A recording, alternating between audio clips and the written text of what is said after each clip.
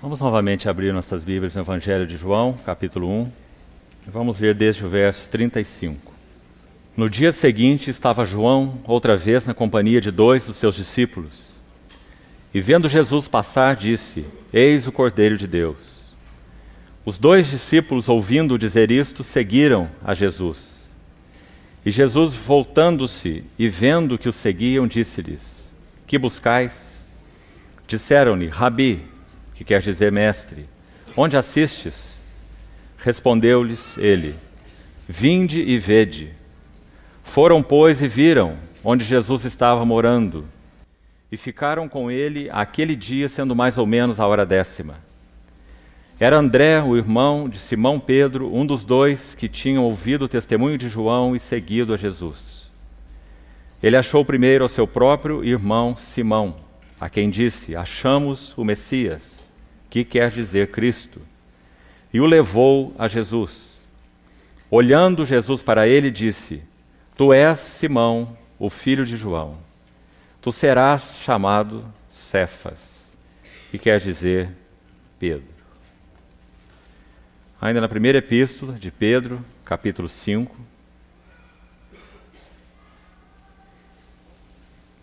verso 1. Rogo, pois, aos presbíteros que há entre vós, eu, presbítero como eles, e testemunha dos sofrimentos de Cristo, e ainda coparticipante da glória que há de ser revelada. Pastoreai o rebanho de Deus que há entre vós, não por constrangidos, mas espontaneamente, como Deus quer, nem por sorte da ganância, mas de boa vontade, nem como dominadores dos que vos foram confiados, antes tornando-vos modelos do rebanho. Ora, logo que o Supremo Pastor se manifestar, recebereis a imarcessível coroa da glória. Rogo igualmente aos jovens: sede submissos aos que são mais velhos. Outrossim, no trato de uns com os outros, cingi-vos todos de humildade. Porque Deus resiste aos soberbos, contudo aos humildes concede a sua graça. Temos visto até aqui parte do trabalho transformador de Deus nas vidas de Paulo e de Pedro. Vimos no primeiro dia e no segundo que aquela epístola de Paulo, a segunda dele, aos Coríntios, ela é um tanto autobiográfica. Juntamente com a epístola aos Filipenses, compõem 2 cartas em que Paulo revela muito do significado de sua vida e de seu serviço ao Senhor. Sabemos que essa segunda epístola aos Coríntios foi escrita ainda numa fase, de certa forma, inicial do ministério de Paulo. Ele já havia escrito 1º e 2º aos Tessalonicenses, e então, logo em seguida, nós temos 1º e 2º aos Coríntios, e depois Romanos e Gálatas. Paulo estava ainda numa fase, podemos assim dizer, inicial de seu serviço ao Senhor no que concerne a esse serviço apostólico, de visitação, de pregação do Evangelho e de visitação àquelas diversas assembleias. Mas nessa epístola mesmo, segundo aos Coríntios, nós já vemos os resultados do trabalho da cruz na vida de Paulo. Vemos muito bem que essa questão descrita por ele na primeira epístola aos Coríntios, capítulo 4, dizendo que ele enviaria Timóteo a eles para lhes dar a conhecer os seus caminhos em Cristo Jesus. No primeiro capítulo daquela epístola, 1 aos Coríntios, nós temos algo sobre a palavra da cruz. No capítulo 4, Paulo fala sobre os seus caminhos em Cristo Jesus. Claro que os seus caminhos em Cristo são representados pelo caminho da cruz. Ele inicia a sua segunda epístola aos Coríntios, chamando essa ação de Deus na sua vida, quebrando e moldando como uma sentença de morte. Deus estava decidido, em sua soberana e graciosa vontade, quebrar e moldar esse vaso Saulo de Tarso. Tomou de uma situação completamente oposta àquilo que o Senhor então faria nele. Ele era aquele que respirava ameaças e morte contra os discípulos do Senhor. Ele era alguém tão autoconfiante e tão soberbo, tão pretensioso e tão arrogante. Ele se chama de um blasfemo, um insolente e um molestador da igreja. E o Senhor, na sua graça eletiva, bendita, ele encontrou Saulo naquela estrada de Damasco e iniciou um trabalho transformador na vida de Saulo. Nós sabemos que 11 anos mais ou menos se passaram, desde a estrada de Damasco até Antioquia, onde Paulo, junto com outros irmãos, servia ao Senhor quando foi designado pelo Espírito Santo para então iniciar aquelas jornadas pregando o Evangelho de acordo com o desejo de Deus. 11 anos. O que Paulo estava fazendo nesses 11 anos? Segundo o livro de Gálatas, escrito por ele mesmo, ele esteve 3 anos na Arábia. E muito provavelmente, embora não possamos afirmar, mas muito possivelmente, os outros 8 anos em Tarso. Pois foi aí que Barnabé o encontrou, como registrado no livro de Atos, capítulo 11. Barnabé vai em busca de Saulo em Tarso para então convidá-lo para aquele trabalho do Senhor junto àqueles cristãos em Antioquia. 11 anos dos quais nada sabemos sobre Saulo, mas sabemos que o Senhor já o havia encontrado na estrada de Damasco. O que será que Saulo esteve fazendo nesses 11 anos? Saulo esteve fazendo uma releitura da palavra de Deus que ele conhecia tão bem em sua letra. Um hebreu de hebreus, um fariseu quanto à lei. Um fariseu teria que saber porções enormes das Escrituras de memória. E esse era Saulo de Tarso. Nesses 11 anos ele teve a oportunidade de fazer uma releitura da sua Bíblia à luz da revelação de Deus em Cristo Jesus. Então Paulo vai citar inúmeros textos nas suas 13 epístolas do Velho Testamento, interpretando-as à luz da revelação de Cristo. Quando a epístola aos Coríntios termina, Paulo vai dizer no capítulo 12 que ele havia sido arrebatado até o terceiro céu há 14 anos atrás. E esse período aponta exatamente para esses 11 anos iniciais, onde Saulo estava provavelmente em Tarso, quando então ele descreve aquela experiência, segundo aos Coríntios 11, falando das visões e das revelações do Senhor. O Senhor iria confiar muito a Saulo. E para que o Senhor pudesse confiar essa revelação do mistério de Deus e de Cristo a Saulo, ele teria que forjar esse vaso como ele forjou. Enquanto Saulo estava nesse paraíso, como ele descreve, no terceiro céu, ouvindo coisas inefáveis, às quais não é lícito ao homem referir, se no corpo ou fora do corpo não sei, Deus o sabe, ele diz, sabemos que ele estava preservado ali da soberba. Ele estava na presença imediata de Deus. No corpo ou fora do corpo eu não o sei. Que experiência é essa? Mas, ao final dessa experiência, era-lhe necessário receber um espinho na carne, um preventivo de Deus contra a soberba de Saulo. Então ele orou 3 vezes ao Senhor pedindo que afastasse dele esse espinho, e ouviu a mesma resposta: minha graça te basta, porque o meu poder se aperfeiçoa, se evidencia, se completa, é na fraqueza. Então ele vai dizer: eu, pois, me gloriarei nas minhas fraquezas, para que sobre mim repouse o poder de Deus. E claramente ele diz: para que eu não me ensoberbecesse com a grandeza das revelações, foi-me dado um espinho na carne. Então, irmãos, que carta preciosa essa epístola segunda aos Coríntios. Nós vemos ali, então, o resultado do trabalho da cruz na vida de Paulo.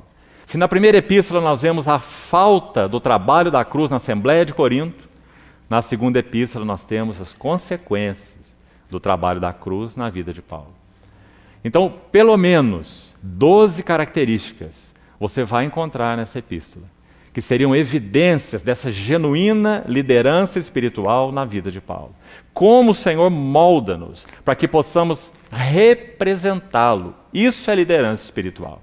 Representá-lo em qualquer nível, seja no nível doméstico, conjugal, familiar, no nível em direção ao mundo, entre a igreja e o corpo de Cristo. Fomos todos chamados para representar ao Senhor Jesus. Então o Senhor tomou Saulo e tornou um vaso representável. Então ele pôde dizer: nós levamos a todo lugar a fragrância do seu conhecimento. É por meio de nós. Você pode também traduzir aquela expressão de uma maneira ainda mais forte, por causa de nós, e nós já explicamos isso. Deus fez um trabalho em Saulo de Tarso. Ele não era um vaso descartável, que fazia uma obra e permanecia o mesmo. Não. Cristo estava sendo formado na vida e no caráter de Saulo. Então ele pôde dizer: eu trago no corpo as marcas do Senhor Jesus. Ele pôde dizer: o que vistes, aprendestes, ouvistes de mim, isso praticai. E o Deus da paz será convosco. Sede meus imitadores e observai os que andam segundo o modelo que tendes em nós. Todas essas frases são expressão de liderança espiritual. Agora, qual a convicção que ele tinha? Relembramos ontem em 1 Timóteo capítulo 1. Que Deus fez o que fez na vida dele por misericórdia, por graça e para que ele se tornasse um modelo para todos quantos haveriam de crer no Senhor Jesus. Esse é o mesmo propósito do Senhor para todas as nossas vidas. O que ele faz em nós está para além de nós. Tudo que ele nos dá não para em nós. De todas as formas que ele nos tem abençoado é para além de nós. Todos os dons, toda a revelação, todo o entendimento que possamos ter pela graça do Senhor não foi designada a permanecer conosco. Mas para que possamos representar o Senhor de maneira adequada naquilo que Ele nos tem dado, é necessário que suas mãos nos forjem. Então esse capítulo 12, irmãos, de 2 Coríntios, traz esse exemplo gritante aos nossos ouvidos. Não basta recebermos visões e revelações do Senhor. Igualmente carecemos de uma proteção contra a soberba. Por isso ele inicia o livro e termina o livro basicamente da mesma maneira. Ele inicia falando de uma sentença de morte, já vimos. E ele termina o livro falando de um espinho na carne. Que o Senhor nos ajude a entender o que realmente significa o caminho da cruz. E nós nos disponhamos a que o Senhor não retire sua mão de nós. Trate-nos segundo sua misericórdia. Use pessoas e circunstâncias para que então nossas vidas sejam modeladas, para que não confiemos em nós mesmos, mas no Deus que ressuscita os mortos. Na vida de Pedro, o mesmo processo. O Senhor mais uma vez tomou o autoconfiante Pedro, aquele que depois de praticamente 3 anos e meio de discipulado a Cristo, ainda era capaz de dizer que ele nunca o negaria. E que ele seria capaz de ir até o fim e até a morte juntamente com o Senhor. Mas agora, quando ele escreve essas suas epístolas, 1 e 2 Pedro, essas 2 epístolas muito provavelmente foram escritas entre os anos 64 e 68. Lembrando-nos que o apóstolo Paulo partiu para o Senhor, possivelmente decapitado durante o império de Nero, em torno do ano 67 ou 68. Foi exatamente nesse período em que Pedro escreveu suas 2 epístolas. E agora Pedro é um ancião. E ele tem 2 rogos. Agora o velho Pedro, aquele que conheceu tão profundamente esse trabalho da cruz e esse caminho da cruz. Agora ele tem 2 rogos na sua epístola. Em primeiro lugar, se você examinar essa epístola com cuidado, você vai ver que há 2 palavras que saltam nessa epístola e que nunca no nosso dicionário nós colocaríamos juntas. E Pedro o faz, porque ele conhecia o significado do caminho da cruz. Sofrimento é uma das palavras-chave da primeira epístola de Pedro. E glória é a outra palavra-chave. Sofrimento e glória, para nós em polos tão distantes, Pedro os coloca como cara e coroa de uma mesma moeda. Ele diz assim no capítulo 4, verso 12: Amados, não estranheis o fogo ardente que surge no meio de vós, destinado a provar-vos. O que Pedro quer dizer com isso? Quando você acorda de manhã, tenha uma certeza. Se você tem programas, costuma fazer programas para o seu dia, então coloque a primeira ordem do dia, todos os dias: sofrimentos, provações. Não estranheis o fogo ardente que surge no meio de vós, destinado a provar-vos, como se uma coisa extraordinária, fora da ordem do dia, vos estivesse acontecendo. Pelo contrário, alegrai-vos na medida em que sois coparticipantes dos sofrimentos de Cristo, para que na revelação de sua glória, mais uma vez nesse texto e várias outras vezes ele faz a mesma coisa, sofrimento e glória. Participantes dos sofrimentos de Cristo, para que na revelação da sua glória vos alegreis exultando.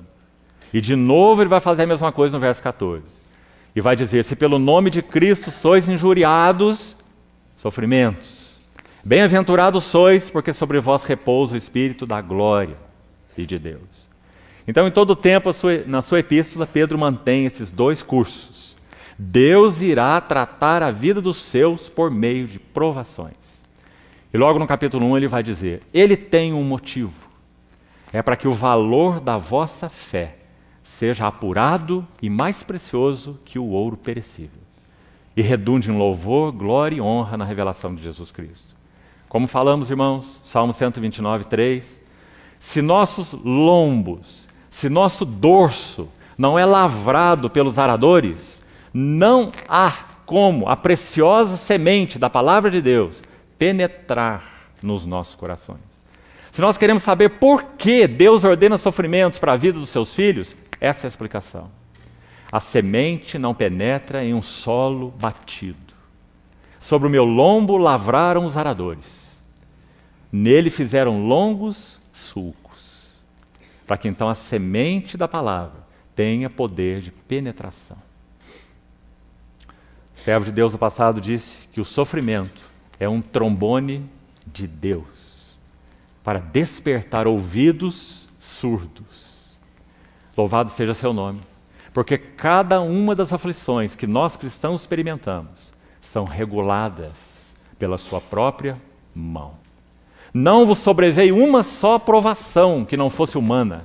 Deus é fiel e não permitirá que sejais provados além das vossas forças. Mas juntamente com a provação vos proverá livramento para que possais suportar. Não é livramento para escapar das tribulações, é livramento para suportar as provações. Esse é 1 Coríntios 10, versículo 13. Então, quando Pedro faz o seu rogo, seus dois rogos, no final da sua epístola, ele tem primeiro um rogo aos mais velhos, um rogo aos anciãos e tem um rogo aos jovens. Resultado das lições que ele pôde aprender aos pés do Senhor. Então ele vai dizer, primeiro aos anciãos ele diz: rogo aos presbíteros que há entre vós, eu presbítero como eles. Ancião é a palavra aqui. No sentido oficial, são aqueles que receberam a designação do Senhor para exercer esse serviço entre os santos, chamado o governo da igreja, ou o episcopado, como Paulo usa a palavra escrevendo a Timóteo. Supervisão. Rogo aos presbíteros que há entre vós, eu presbítero como eles, e testemunha dos sofrimentos de Cristo, veja aí uma vez mais, sofrimentos de Cristo, e ainda coparticipante da glória, mais uma vez, ele coloca junto as duas palavras, a glória que há de ser revelada. Então ele diz: pastoreai o rebanho de Deus. Onde Pedro ouviu especificamente essa palavra? João capítulo 21, o texto que lemos ontem. Quando nosso Senhor, após 3 anos e meio de discipulado na vida de Pedro, ele se revela uma vez mais 10 vezes ele apareceu a testemunhas diversas após a sua ressurreição em 40 dias. Numa das vezes, o Senhor se revela no Mar da Galileia para Simão e mais 6 discípulos. Eles haviam pescado uma noite toda, mais uma vez, e nada apanharam, como o registro de Lucas 5, que já vimos. E então alguém aparece na praia, e esse alguém grita por eles, da praia. O barco estava mais ou menos 90 a 100 metros apenas da praia, 200 côvados. Então esse homem diz: filhos, tendes aí alguma coisa que comer? E eles disseram: nada. Então esse homem disse: lançai a rede à direita do barco e achareis. Então eles lançaram a rede, aquele cardume de peixes correu para aquela rede, porque quem sabe o Criador, ali na praia, deu um pequeno assovio para aquele grande cardume, e aquele cardume correu para aquela rede, encheu aquela rede de peixes. Então João tem uma percepção. Ele diz: no barco, é o Senhor. E quando João diz: é o Senhor, Pedro se desespera. O texto diz que Pedro estava despido. Então ele veste rapidamente a sua túnica e não pode esperar que aquele barquinho chegue à praia. Ele se joga na água e vai em direção ao Senhor. E pela primeira vez, Pedro não tem mais palavras. Ele sempre é cheio de palavras, até mesmo no Monte da Transfiguração. Mas agora Pedro não tem palavras. Por quê? Porque quando ele chega à praia, ele vê ali um braseiro.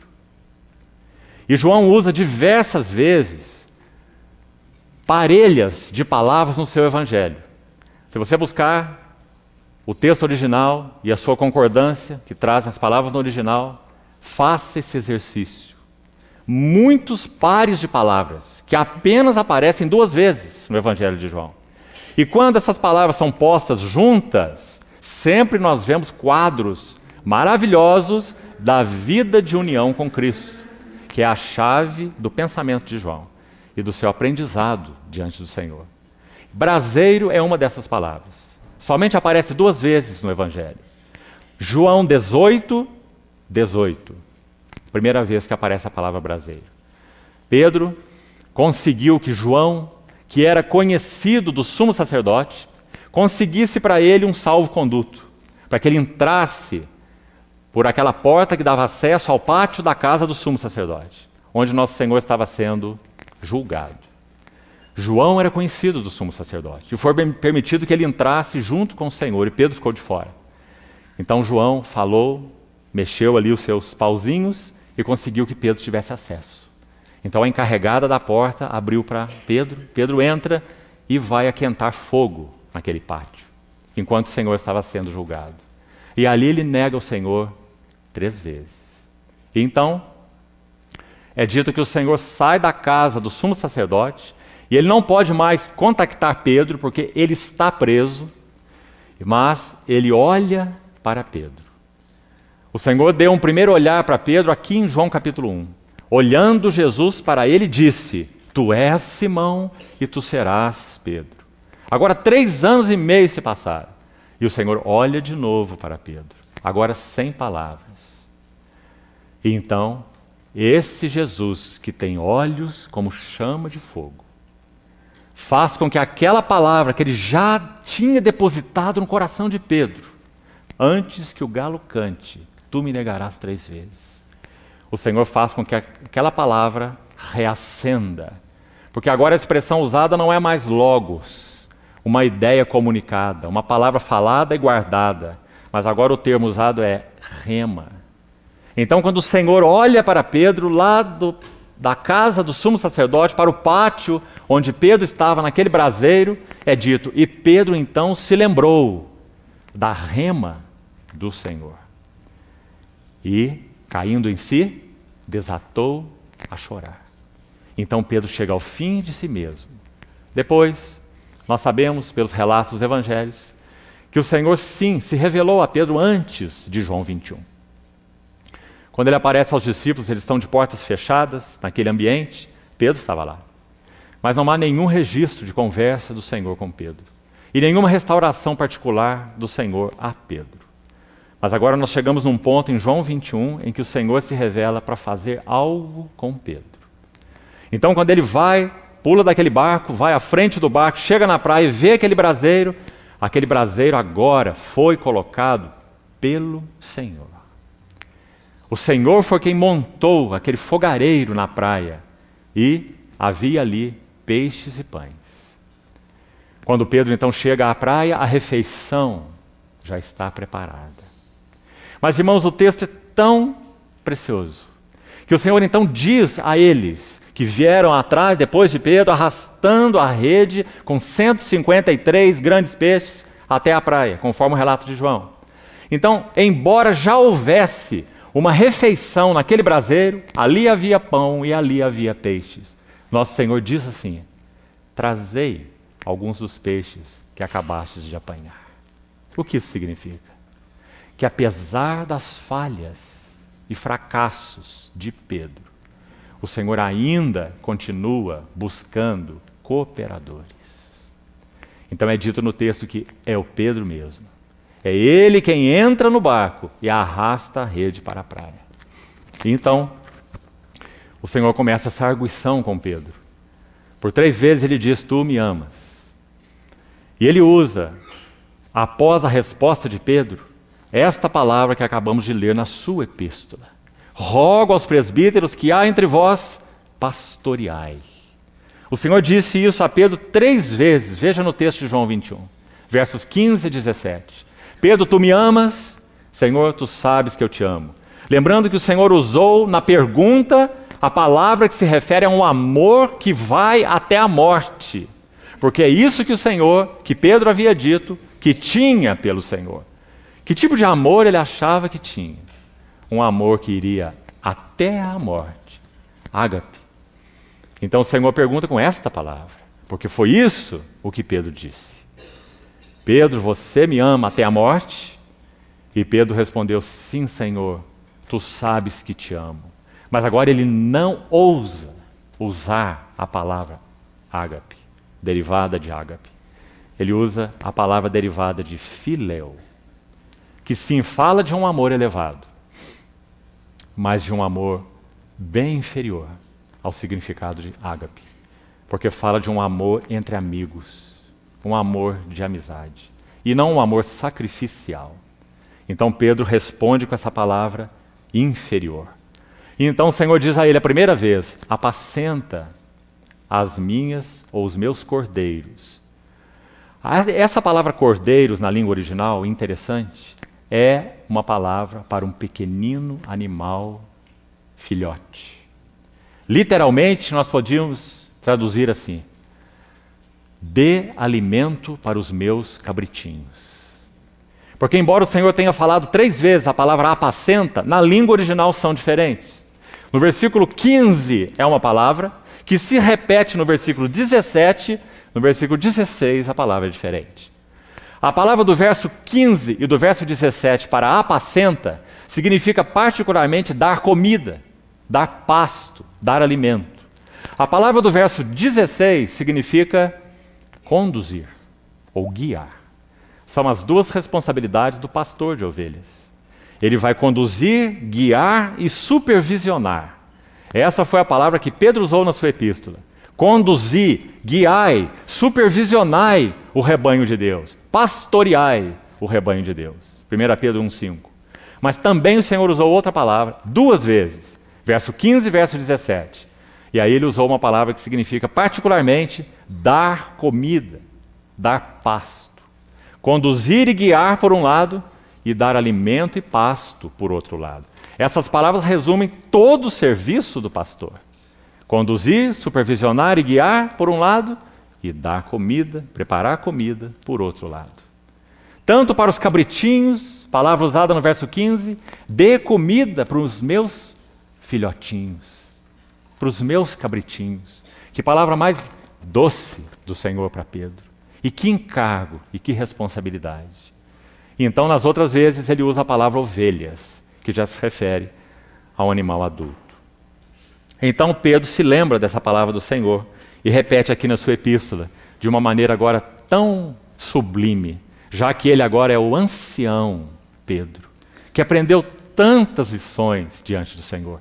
Aquele que já teve a sua autoconfiança quebrada. Aquele que, como Paulo, é capaz de dizer, eu de mim mesmo nada sou, mas que também é capaz de dizer, Cristo é tudo e em todos. Então ele diz, pastoreai o rebanho de Deus, verso 2 de 1 Pedro 5. No verso 3, ele diz, não como dominadores. Aqui está uma outra palavra importante, que o ancião Pedro se lembra muito bem. Ele ouviu da boca do Senhor. Mateus 20 e também Marcos 10. Para que você tenha uma ideia do contexto, o colégio apostólico estava à beira de uma guerra civil. 10 contra 2. Porque a mãe de Tiago e João se achegou ao Senhor com seus 2 filhos e fez aquele pedido. Ordena, na verdade ela não fez um pedido. Ela ordenou o Senhor que ordenasse. Ela diz, manda que no teu reino estes meus 2 filhos se assentem, um à sua direita e outro à sua esquerda. Mães são iguais desde Eva. Todas têm o mesmo coração e os mesmos interesses. Ela sabia que o Senhor só tinha um espaço à direita e outro à esquerda. E nada mais elevado do que ter seus 2 filhos, um de cada lado do Senhor. Essa mãe iria morrer em paz e cheia de glória. Então, nosso Senhor olhou para eles, os 3, a mãe e os 2 filhos, e disse, vocês não sabem o que pedis. Podeis vós beber o cálice que eu estou para beber? E quando você faz uma pergunta para uma criança, quando ela é desafiada, mesmo que ela não entenda a pergunta, ela vai responder, sim, eu posso. Então eles nem sabiam o que era esse cálice. Eles não tinham compreensão nenhuma da cruz. É isso que Lucas vai nos dizer no capítulo 18. Seus sentidos estavam encobertos. Eles não percebiam o que o Senhor ensinava. Lucas diz claramente no seu evangelho. Mas eles disseram, podemos beber o seu cálice. Aliás, tudo que o Senhor for fazer, nós vamos fazer atrás do Senhor. Nós podemos. Então o Senhor disse, e vós bebereis o meu cálice.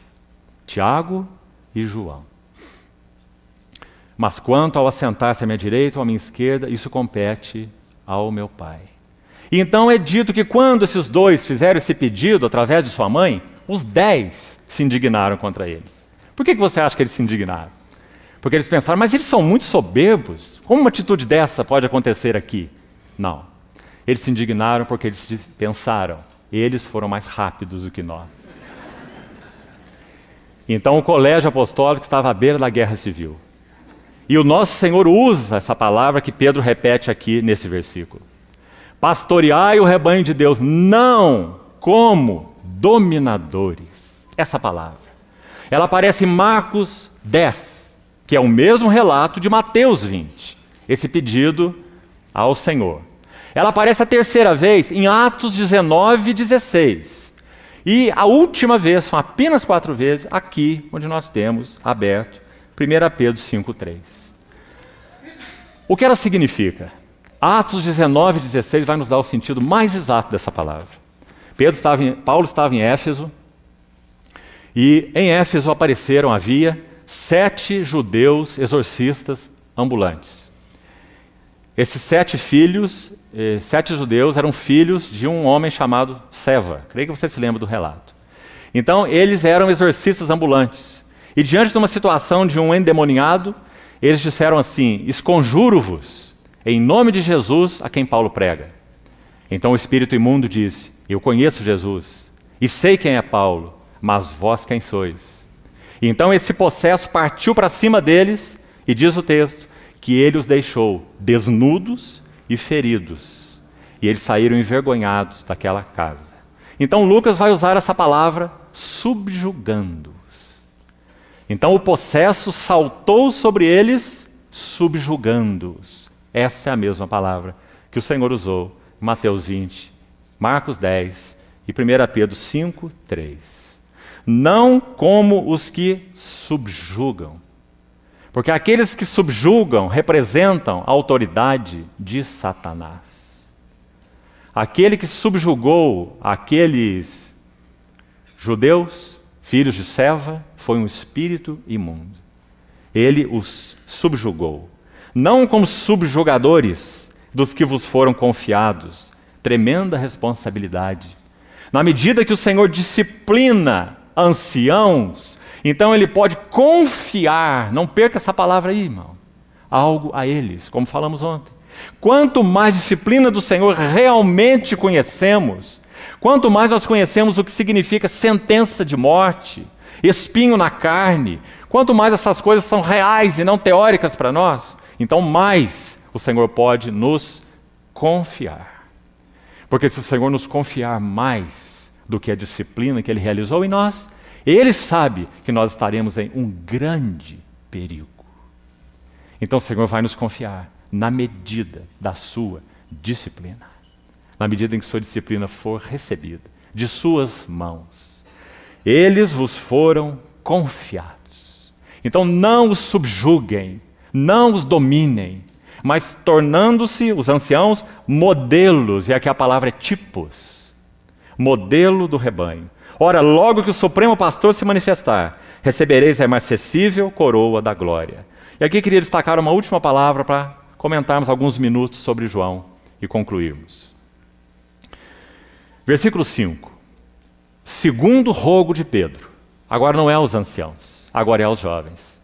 Rogo igualmente aos jovens, sede submissos aos que são mais velhos, outro sino trato de uns com os outros, cingi-vos. Agora aqui nós temos uma linda palavra. Ela só aparece esta vez em todo o Novo Testamento, irmãos. Apenas aí. E aqui nós vemos que a memória de Pedro, mais uma vez, é recuperada em direção ao seu Senhor. Sabe por quê? Ontem nos lembramos. João 13. Embora a palavra lá não seja a mesma, essa palavra é única, como já falamos, já vamos dar o sentido dela. Mas Pedro se lembra quando o Senhor tirou a sua vestimenta de cima e cingiu-se com uma toalha e passou a lavar os pés dos seus discípulos, para ensiná-los a lição de cooperação. Se eu não te lavar, não tem parte no meu serviço, comigo. Mas agora a palavra que Pedro usa aqui não é a mesma de João 13, para cingir. Ela é mais específica, por isso ela é mais preciosa. A palavra que Pedro usa aqui significa aquele avental de escravo. Aquele avental que somente o escravo usava para trabalhar e que o diferenciava de todos os outros homens livres.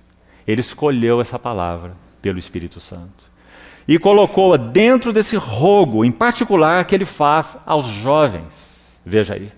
Jovens, no trato uns com os outros, vistam todos o avental do escravo.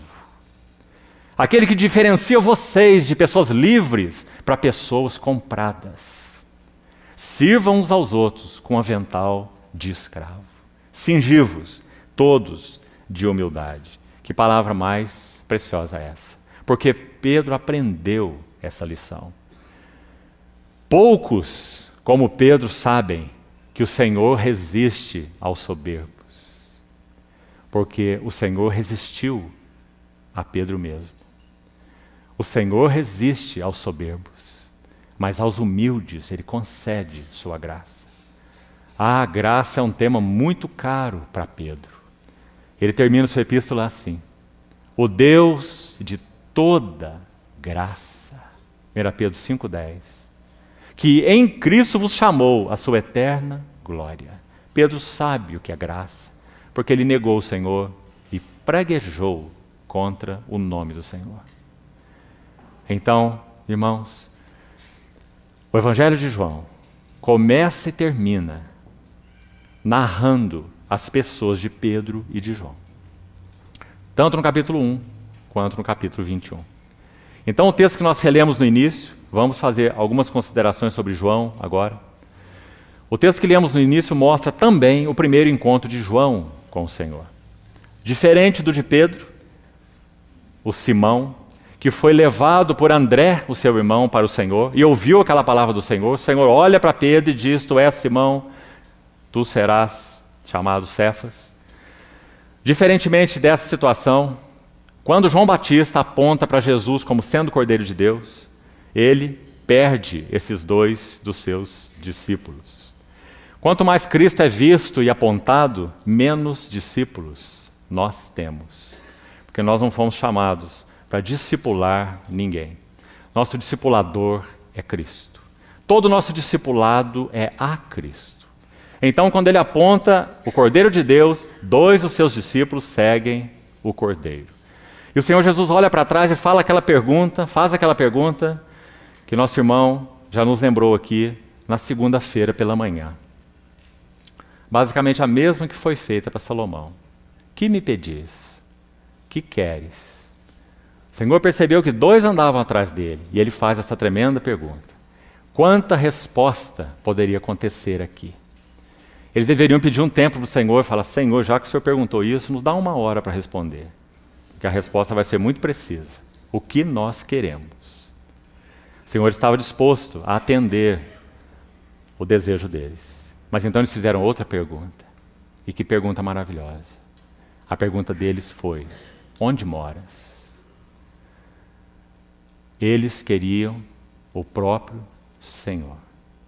Por isso, todos os 5 escritos de João mostram que a lição que João melhor aprendeu, e é a que ele evidencia nos seus 5 livros, não se esqueça, inclusive no Apocalipse, é vida de união com Cristo.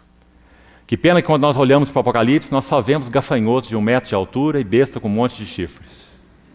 Porque o tema de Apocalipse é o noivo e a noiva. Vida de união com Cristo. Então, já no primeiro encontro de João com o Senhor, isso está evidenciado.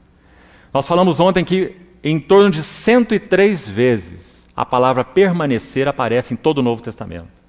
Mais da metade, mais de 50 vezes, a palavra permanecer aparece nos escritos de João. Permanecer. Aqui no primeiro capítulo mesmo, por favor, abra sua Bíblia de novo, João capítulo 1. É dito no versículo 32. João testemunhou e disse, viu o Espírito Santo descer do céu como pomba e pousar. Aqui está a primeira menção dessa palavra no Evangelho. A palavra é permanecer. Traduzida aqui por pousar. Viu o Espírito Santo descer e permanecer sobre ele. De novo no verso 33, a parte final. Aquele sobre quem vires descer e permanecer o Espírito.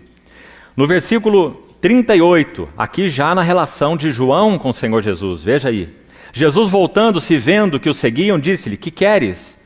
E eles lhe responderam, Rabi, onde assistes? Essa mesma palavra também. Onde vives? Onde moras? Onde permaneces? Então a palavra permanecer, como João a usa, significa todas essas coisas. Significa ficar, significa pousar, significa viver, significa morar e também significa permanecer. João capítulo 15. Morai em mim e eu morarei em vós. Se eu morar em vós, se as minhas palavras morarem em vós, vivei em mim e eu viverei em vós. Permanecei em mim. Então João usa essa palavra de modo tão distinto, porque o tema de João é este. Vida de união com Cristo. Então, qual é a chave do aprendizado de João? Qual é a nota central do aprendizado de João? É essa mesmo. Vida de união com Cristo. Dentre os pares de palavras que nós falamos, que somente aparece 2 vezes no Evangelho de João, há diversas que fazem quadros da vida de união com Cristo. A palavra peito ou seio do Senhor Jesus, ela aparece, a palavra seio, aparece em João 1,18 e em João 13,23. E faz um quadro. No capítulo 1,18, o Filho no seio do Pai. No capítulo 13,23, João no seio do Filho. Porque nós fomos chamados à comunhão de seu Filho Jesus Cristo. Fomos chamados a entrar na comunhão do Deus triuno, sem participarmos da divindade, sem sermos deificados, porque isso é impossível. Nós sempre seremos seres criados, mesmo quando estivermos glorificados, e Deus continuará sendo Deus, na sua onipotência, na sua onisciência, na sua onipresença, em todos esses seus atributos. Mas nós fomos chamados para a vida de união com Cristo em Deus. Assim como és tu, ó Pai, em mim e eu em ti, também sejam eles em nós, para que o mundo creia que tu me enviaste. Chamados à comunhão de seu Filho Jesus Cristo. Então, irmãos, como o Senhor usou particularmente a João? Temos só apenas alguns minutos para traçar algumas linhas. Primeiro, João falou para a segunda e terceira geração de cristãos. Parece que, efetivamente, o ministério de João só começa quando o de Paulo e de Pedro terminam. João falou à segunda e até à terceira geração de cristãos, já que ele muito provavelmente viveu mais de 90 anos. Quando nós temos uma primeira geração, a verdade, a revelação é recebida com poder. Na primeira geração há uma poderosa revelação. Na segunda geração, a verdade e a revelação é recebida de segunda mão. Então nós temos tradição. Quando João começou a exercer o seu ministério, João encontrou a igreja já em tradição. Aquela poderosa revelação inicial já tinha um tanto se esvaído. E na terceira geração, ainda pior. Se nós temos uma poderosa revelação na primeira, se nós temos uma tradição na segunda, porque quase tudo é recebido de segunda mão, na terceira nós temos acomodação e indiferença. Então, o Senhor, na sua bondade e soberania, Ele guardou esse seu discípulo para a segunda e terceira geração. Por isso, quando o Senhor chamou João, você se lembra o que ele estava fazendo? Ele não estava pescando, ele estava remendando as redes. Certa vez, nós estávamos fazendo um passeio de escuna numa orla aqui no país. E aquela escuna se aportou em uma pequena ilha. E quando descemos naquela ilha, havia um pescador. De longe avistamos um pescador, que já havia puxado a sua rede e estava com aquela agulha de madeira, usada para fazer o remendo das redes. Então aquele quadro nos chamou a atenção, e nós fomos até o pescador, para ver como ele fazia esse trabalho. Então nós perguntamos para ele, como você remenda os buracos da rede? E ele respondeu assim, você precisa partir dos fios guias. Você não faz um remendo de qualquer maneira, tecendo um remendo naquele buraco da rede. Você parte dos fios guias. Foi isso que João fez no seu ministério. João retoma os fios guias. Então, quando ele escreve a sua epístola, ele vai dizer, aquele espírito que nega que Jesus veio em carne, esse não é de Deus. João está tomando um fio guia. Que fio guia é esse? O Filho de Deus é eterno, não é criado. Quantas heresias já surgiram a partir daí, queriam dizer que o Filho de Deus é um ser criado. Lembra da heresia de Ário, o arianismo? Lembra de Paulo de Samosata, que dizia que Jesus de Nazaré era uma pessoa e o Cristo celestial era uma outra pessoa? Então, quando Jesus entra no Jordão para ser batizado, o Cristo celestial se apossa do Jesus humano. E quando chega na cruz, acontece o contrário. Quando ele diz, Deus meu, por que me desamparaste? O Cristo celestial abandona o homem Jesus na cruz. Heresias do início da história da igreja. Então, João vai retomar os fios originais. João vai nos falar como ninguém, João 14, 15 e 16, sobre o Deus triuno. As pessoas da Trindade, a interhabitação, a comunhão que elas têm entre si. Depois viria a heresia do modalismo, dizendo que Pai, Filho, Espírito Santo são apenas modos de expressão, não são pessoais. O Pai e o Filho é a mesma coisa. No Velho Testamento você tem principalmente o Pai, nos Evangelhos você tem principalmente o Filho, e nas epístolas de Atos em diante, o Espírito. Apenas modos de manifestação. Sabélio, sabelianismo, foi quem primeiro falou, pronunciou essa heresia. Todos viriam depois de João. Então o Senhor usou João para partir dos fios originais e remendar a rede. Essa foi uma das preocupações centrais do ministério de João. Segunda coisa, não apenas recuperar as verdades essenciais. É muito importante que a igreja esteja baseada na verdade. Se isso não acontecesse, nenhum de nós estaria aqui. A verdade de Deus já teria sido perdida por séculos atrás. Todos nós somos devedores do trabalho do Espírito Santo, levantando de novo, resgatando, trazendo luz às verdades que foram perdidas em 20 séculos. E nós estamos aqui, pela fidelidade do Espírito Santo. Então, João foi usado para recuperar essas verdades, os fundamentos da nossa fé. Mas não apenas isso, porque isso não basta. Nós podemos ter uma grande ortodoxia, conhecer todos os fundamentos da nossa fé, mas Deus usou João também para recuperar realidade espiritual. Então João vai se preocupar com a palavra realidade.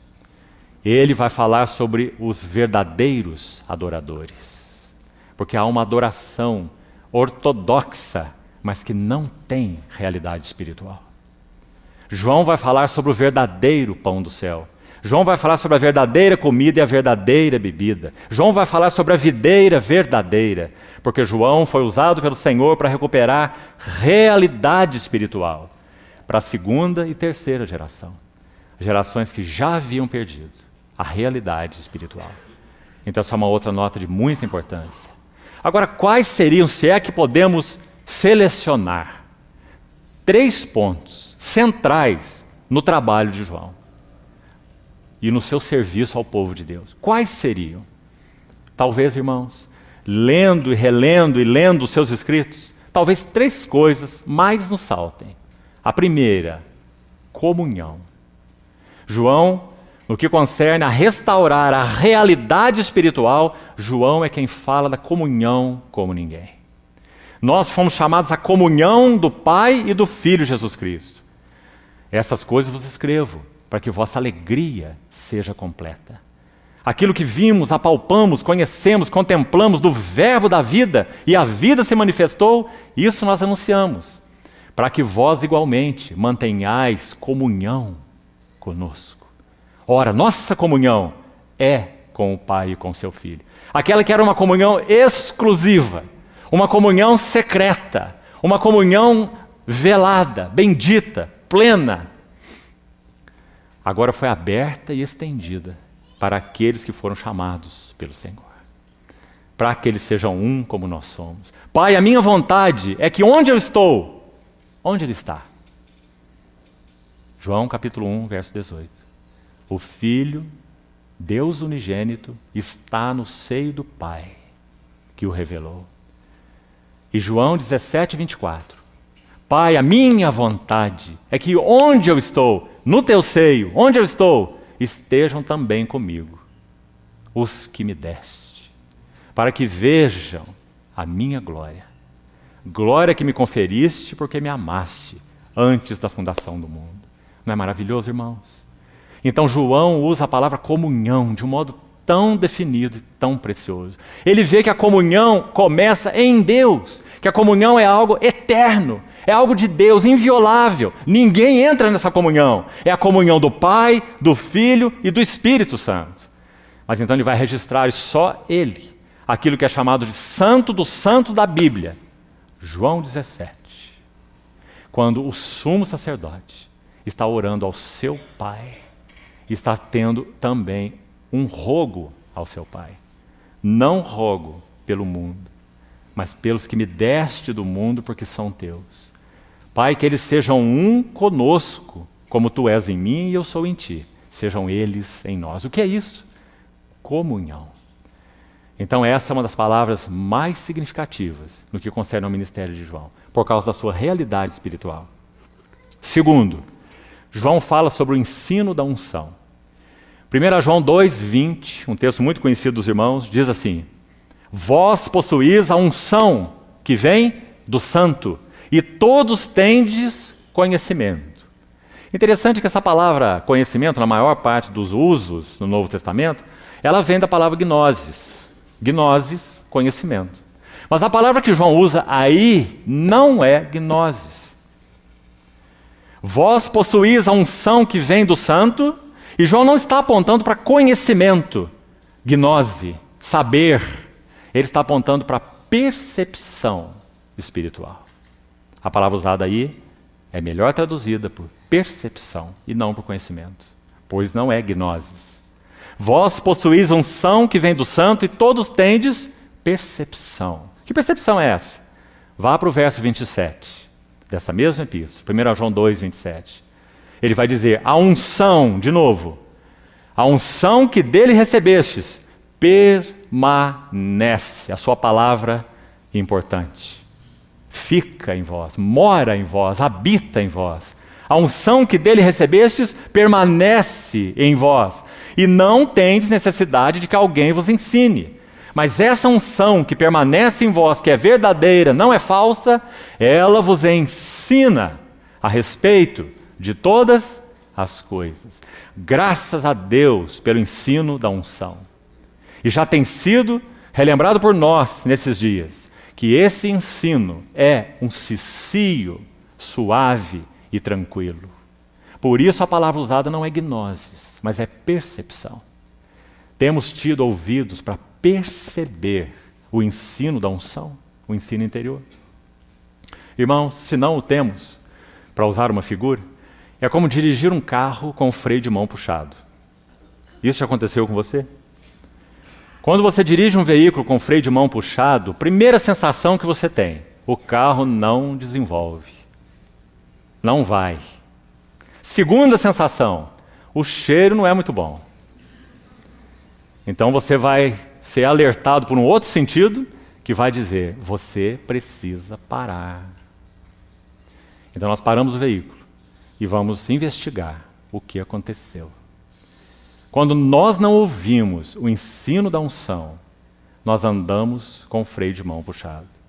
Nem nossas vidas com o Senhor se desenvolvem e nem nós podemos chegar efetivamente a lugar algum.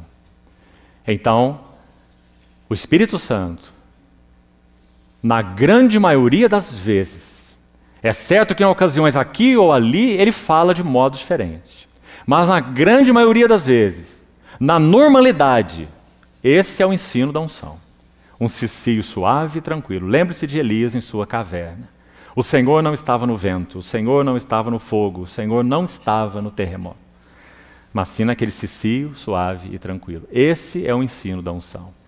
Então, quando esse ensino da unção fala ao nosso homem interior, você precisa parar. Você precisa parar de falar. Você precisa parar com este relacionamento. Você precisa parar com essa leitura. Ele já puxou o freio de mão. E se nós não pararmos, então nós vamos sentir o cheiro de queimado. Não poderemos avançar com o Senhor. Por outro lado, como então a vida de Cristo cresce em nós? Qual é a chave para a vida de Cristo crescer em nós? Ouvir o ensino da unção. Por isso, irmãos, nunca podemos separar o Espírito de Deus da palavra de Deus. Esse é um par inseparável. E o que Deus uniu, não separe o homem. Assim nós ouvimos o ensino da unção.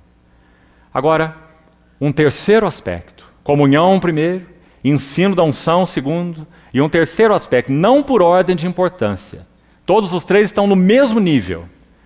E creio que uma terceira ênfase sublime no ministério de João seria amor. Se nós não amarmos uns aos outros, de que vale qualquer coisa? De que valem nossos relacionamentos? De que vale a reunião da igreja? De que vale nos juntarmos para ouvir a palavra do Senhor? Se nós vivemos a morder e a devorar uns aos outros. Palavras de Paulo aos Gálatas. Se vos mordeis e devorais uns aos outros, vede que não sejais mutuamente destruídos. Então João vai refletir nos seus escritos as palavras que ele ouviu do Senhor. Filhinhos, amai-vos uns aos outros. Novo mandamento eu vos dou. Por que ele é novo? Porque o padrão mudou. Na lei, amarás ao próximo como você ama você, como a ti mesmo. Já é um alto padrão. Mas o Senhor o elevou mais. Amai-vos uns aos outros, não como você ama você. Cuidado com os ensinos da psicologia no meio da igreja. Amai-vos uns aos outros, como eu vos amei. E o amor do Senhor por nós é um amor até o fim. Amou os seus que estavam no mundo e os amou até o fim. Então essa é a terceira ênfase de João. Nisto conhecerão todos que sois os meus discípulos. Não em teres conhecimento, não em serem ortodoxos, não em teres labor e perseverança, mas se tiverdes amor uns para com os outros. Então essa é a terceira ênfase importante de João. Agora, irmãos, precisamos concluir. Abra, por favor, em Apocalipse capítulo 1, e aqui nós vamos terminar. João aprendeu uma tremenda lição em Patmos. E creio que com a ajuda do Senhor, antes que encerremos, precisamos ouvir essa lição, como João aprendeu. Apocalipse capítulo 1. Olhe em particular para o verso 16 nesse momento. Nós já dissemos para os irmãos que quando João tem essa revelação em Patmos, e o contexto começa a partir do verso 9, se você olha para o verso 10 desse capítulo, você vai ver que quando João ouve aquela voz que vai falar com ele, preste atenção aí, ele diz: eu ouvi por detrás de mim uma voz. Você já se perguntou sobre esse por detrás? Não seria natural que, se o Senhor vai se revelar a João, ele se mostre à frente de João? Por que João tem que virar para trás? E por que o Senhor se revelou atrás de João? Segundo a história, muito provavelmente, João tenha cuidado das 7 igrejas da Ásia. É por elas que João intercede. São elas que estão no coração de João. Quando João está exilado em Patmos, de alguma maneira, ele poderia até mesmo ver a costa da Turquia, da Ásia Menor. Onde estavam as 7 igrejas naquela província, Ásia Menor. João possivelmente serviu aquelas 7 igrejas. E agora ele é o último apóstolo. E ele tem a carga no seu coração do que será então da obra de Deus. O que será das igrejas de Deus. Então, enquanto João estava ali por causa da palavra do Senhor, por causa do testemunho do Senhor, é o que ele vai dizer no verso 9, ele diz: ouvi por detrás de mim. Que figura mais preciosa. O que o Senhor, em outras palavras, está dizendo para João é: João, você está olhando para o lugar errado. Não olhe para as igrejas, não olhe para a obra, olhe para mim mesmo. Então, quando ele vira, ele vê 7 candeeiros de ouro. Aquilo que João estava vendo ali na Ásia Menor, de alguma maneira, ele vê agora aqui na sua visão celestial. Onde estavam essas 7 igrejas? Elas estavam naquela cena com o sumo sacerdote em meio a todas elas. Que segurança para o coração de João. Irmão, escute bem. A obra de Deus não é a nossa vida. Cristo é a nossa vida. A igreja de Deus não é o nosso viver. Cristo é o nosso viver. Quando nós colocamos a obra de Deus no centro do propósito eterno de Deus, nós corremos o risco de perder a Deus fazendo a obra para Deus. Quando nós colocamos a igreja de Deus no centro do propósito eterno de Deus e vivemos para a igreja, nós corremos o risco de perder Cristo na igreja. Nosso irmão Watchman, já no final de sua vida, pouco antes de partir para o Senhor, ele escreveu algo assim, como que orando ao Senhor: Senhor, eu passaria tudo de novo em minha vida, não por causa da igreja, e nem por causa da tua obra, mas por ti mesmo. Esse é o objetivo do Evangelho, como nós vimos em Maria de Betânia. Levar-nos a nos derramar exclusivamente para o Senhor Jesus. É claro que a partir daí, compartilhamos com Ele seus encargos. Mas o nosso foco e centro não está nos encargos, mas sim nele mesmo. Então João tem essa visão tão linda. Enquanto ele orava para cá, intercedia aqui, visualizava ali a obra de Deus, para onde vai a obra de Deus, para onde vão as igrejas de Deus, eu sou o último apóstolo, o apóstolo do Cordeiro, o último deles. Então ele tem que virar atrás, para ver o sumo sacerdote no meio dos 7 candeeiros de ouro. Que visão, irmãos, que conforto, que segurança, que descanso para João. E o verso 16, o que acontece no verso 16? Veja a cena. Ele vê que esse semelhante a filho do homem, olhe bem para o quadro. Esse semelhante a filho do homem tem na sua destra, na sua mão direita, 7 estrelas. É-nos dito que essas 7 estrelas são os 7 mensageiros das 7 igrejas. Ou seja, o Senhor, de alguma maneira, está garantindo para João que as suas igrejas sempre terão os seus mensageiros. Ele está como que dizendo: João, tua vida vai passar. João, a tua cooperação, a tua parte na obra vai passar, mas as minhas palavras não passarão. Eu sou o fiel sumo sacerdote que intercede pelos meus. Então João vê aquelas 7 estrelas. Em seguida, no verso 16 é dito: na sua boca saía-lhe uma espada afiada de 2 gumes. Veja a relação. Os mensageiros de Deus, por sua graça, terão a sua palavra. E, finalmente, nesse verso 16, o seu rosto resplandecia como o sol na sua força. Você viu as 3 coisas juntas? O que João viu como garantia no Senhor Jesus? Que as igrejas do Senhor Jesus teriam os seus mensageiros, teriam a sua palavra e teriam o seu rosto. Que consolo para João.